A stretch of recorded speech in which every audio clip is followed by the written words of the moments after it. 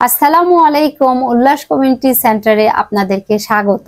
আজ আমরা গিয়েছিলাম আমাদের কলিগের বিয়ের অনুষ্ঠানে। বিয়ে একটি সামাজিক, ধর্মীয় এবং আইনগত সম্পর্ক যা দুই ব্যক্তির মধ্যে প্রতিষ্ঠিত হয়। এটি শুধু দুটি ব্যক্তির মধ্যে নয়, বরং দুটি পরিবারের মধ্যে সম্পর্ক গড়ে তোলে। বিয়ের মাধ্যমে মানুষ জীবনের নতুন অধ্যায় শুরু করে, যেখানে ভালোবাসা, দায়িত্বশীলতা, পারস্পরিক সম্মান ও সহযোগিতা গুরুত্বপূর্ণ ভূমিকা পালন করে। আজ শুক্রবার আমরা জুমার নামাজ শেষ করে বিয়ের অনুষ্ঠানে গেলাম। বিয়ের অনুষ্ঠানে যাওয়ার পর দেখলাম বরপক্ষ এখনো আসেনি। কনেপক্ষ আমাদেরকে বললেন যে আপনারা এখন খেয়ে নেন, বরপক্ষ আসুক, তারপরে আমরা বিয়ের আনুষ্ঠানিকতা করব। তো যেহেতু কমিউনিটি সেন্টারে বিয়ে লোকজন আস্তে আস্তে খেয়ে নিলে লোকজনের সমাগমটা একটু কম হয়, এই জন্য আমরা বললাম ঠিক আছে তাহলে আমরা খেয়ে নেই। বিয়ের অনুষ্ঠানের ভিডিও করলাম, সেখানে খাবারের ভিডিও থাকবে না তা কি হয়?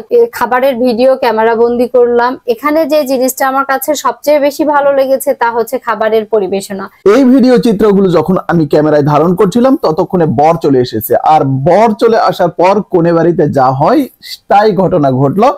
বর দেখা নিয়ে সবাই ব্যস্ত, বিশেষ করে মেয়ে পার্টিসিপেট যারা এসেছেন তারা তো বর দেখা নিয়ে একটা কেমন যেন প্রতিযোগিতা ভাব তাদের মধ্যে, কে আগে দেখবে বরকে। বিয়ে জীবনের একটি বিশেষ দিন, তাই বর সাধারণত খুবই টেনশনে থাকে। নতুন জীবনের শুরু এবং পরিবারের নতুন সদস্যদের সাথে সম্পর্ক তৈরি করার সম্ভাবনা তাকে আনন্দিত করে। বিয়ের সঙ্গে অনেক দায়িত্ব আসে। বর নিজের নতুন পরিবার ও সঙ্গীকে নিয়ে ভবিষ্যৎ পরিকল্পনা করার বিষয়ে গভীরভাবে চিন্তা করে। বিয়ে বাড়ির অনুষ্ঠানে বর আসলে সাধারণত শালাশালীরা যা করে থাকে স্যান্ডেল নিয়ে লুকিয়ে রাখে, কিন্তু আমি এখানে দেখলাম যে স্যান্ডেলের কোনো বালাই নাই। সম্ভবত বরের যেসব বরযাত্রী আসছেন, ভগ্নিপতি কিংবা অন্যান্য যেসব বরযাত্রী আসছেন, তারা বরকে আগে থেকেই সতর্ক করে দিয়েছিলেন যে স্যান্ডেল আগে রক্ষা করতে হবে। বাংলাদেশের গ্রামীণ পটভূমির বিয়ে বাড়িতে দেখা যায় বরযাত্রী এসে তাদের নির্ধারিত আসনে বসেন, আর কোণে থাকে বাড়ির ভিতরে কোনো একটি নির্দিষ্ট কক্ষে।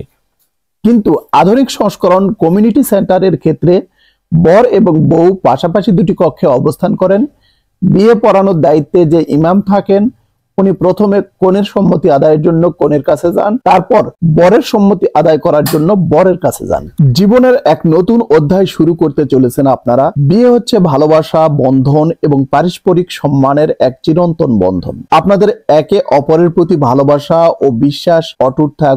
জীবনের প্রতিটি দিন হোক সুখে পূর্ণ, প্রতিটি মুহূর্ত হোক সোনালী। ফুলের মতোই সুন্দর হোক আপনাদের জীবন। এই শুভকামনায় আজ এ পর্যন্তই। দর্শক, আপনারা যারা সাথে ছিলেন এই নবদম্পতির জন্য শুভকামনা জানাতে ভুল করবেন না। কমেন্ট সেকশনে অবশ্যই আপনাদের শুভকামনা জানাবেন। ধন্যবাদ সবাইকে।